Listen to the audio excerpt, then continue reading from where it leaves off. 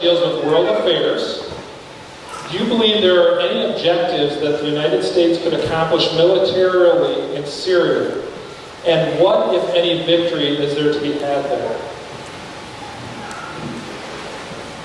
Well, that's a great question, and it's something that we are all thinking about right now. I mean, we live in an awful world at times, and this is just a reminder of how sick and evil there are out there, some folks. And it is also a reminder of how strong and powerful we need to have our military should our president choose to do something. I am not sold on the U.S. getting involved militarily in Syria. We need to have the president, I believe, sit in the Oval Office and tell us what the objectives are. What's the mission? What does victory look like? What's an exit strategy? What's the cost in lives and in money? And what are our allies doing? Are they behind us? And what are the ultimate consequences of this? So I am not for this action, and I'm looking forward to the debate. And I'm glad the president had the fortitude to go to Congress and make sure that they were consulted. But I'm not ready, certainly not ready to see our military in action on this, and certainly not ready to see boots on the ground, that's for sure.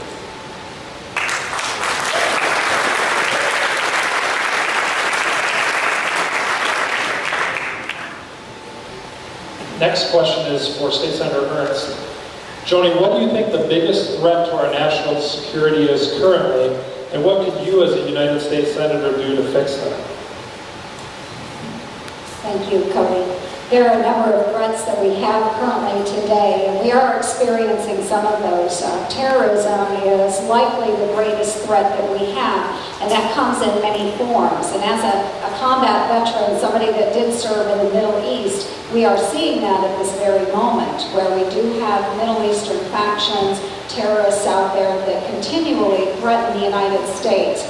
But we also have other threats, such as terrorism through the internet and sources like that. We've seen that with the Syrian army that's attacking through websites and internet, threatening our capabilities. And we know that we rely very heavily upon our technologies, and that's being threatened by these terrorist organizations. So it's coming not only as a physical threat with terrorism in the world today, but also in other forms, and we've seen that with the attacks with the New York Times and so forth. So many different forms of terrorism threatening us as a nation.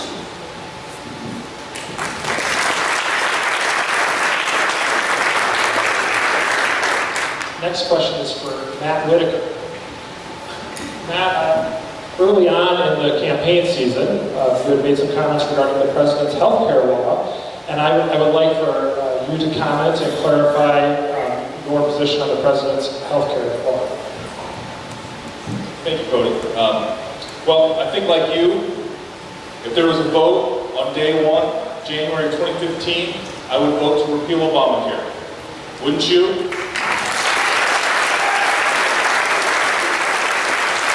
I would also, if I was in the Senate currently, when we get back, I would vote to defund Obamacare.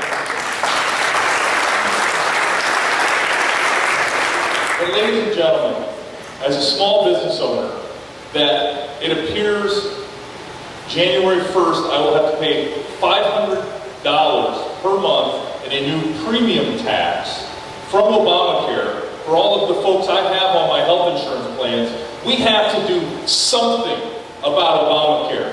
If we can't repeal it, if we can't defund it, do something. Stop, as my friend Tim Pawlenty used to say, stop flapping your gums. Do something. This is a giant wet blanket on our economy. It is causing small business owners to not hire new employees and to not expand. And so, I want to go to Washington, D.C. I will vote to repeal it and replace it. I will vote to defund it, but especially I will vote to do something to take this burden off of small businesses and our economy. Thank you.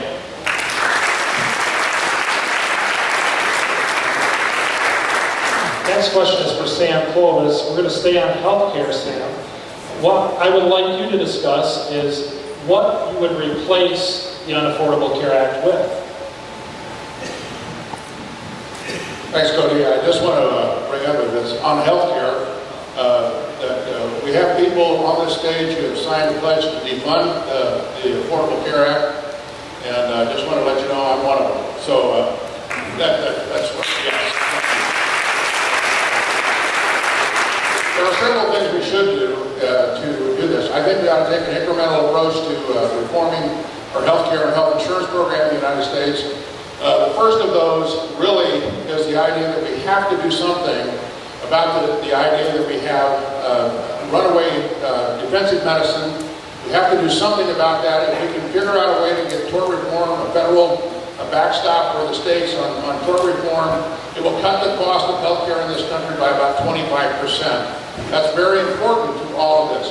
We also need to modify McCarran-Ferguson, and I'll bet you most of you out here have never heard of McCarran-Ferguson. Modify McCarran-Ferguson allows you then to buy health insurance across state lines. That's another 25% savings in health care out there. These are things that people in the United States Senate do not know and have not talked about. And I've read the bill, all 2,700 pages of it. And I'll tell you right now, one of the other things we have to do is control the cost of this bill at the government level, because right now it's north of $2.4 trillion. I predicted that would be the cost 3 years ago, and that's where we are. Thank you.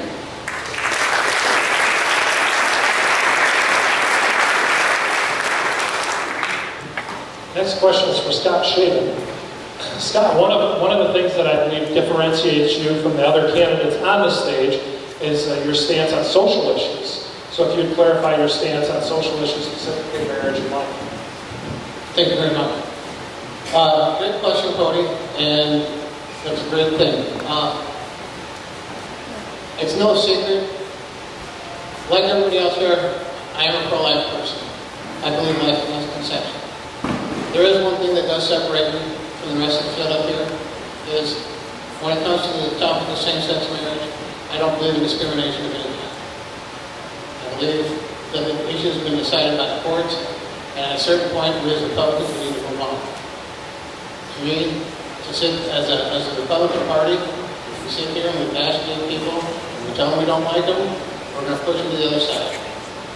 At the end of the day, in a hotly contested election, we have other things to do, and depending on what conversation you're having, or depending on what poll you're taking, we have better things to do than spot the competition anywhere from 5 to 10 points on the race to 50. To me, there's better things to focus our issues on. We need to focus on money, we need to focus on Obamacare, balancing the budget, and protecting our Second Amendment.